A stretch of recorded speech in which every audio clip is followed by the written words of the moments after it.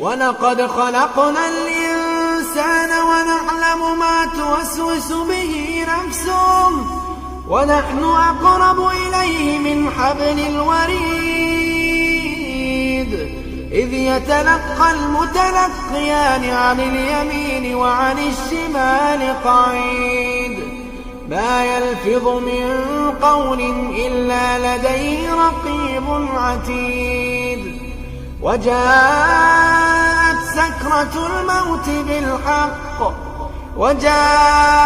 سكرة الموت بالحق ذلك ما كنت منه تحيد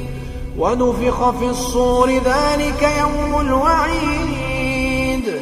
وجاءت كل نفس معها سائق وشهيد لقد كنت في غفلة من هذا فكشفنا عنك غطاءك فبصرك اليوم حديد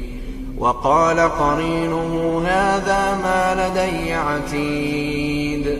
ألقيا في جهنم كل كفار عنيد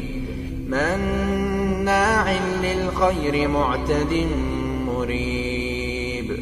الذي جعل مع الله إلها آخر فألقياه في العذاب الشديد قال قرينه ربنا ما أطغيته ولكن كان في ضلال بعيد قال لا تختصموا لدي وقد قدمت إليكم بالوعيد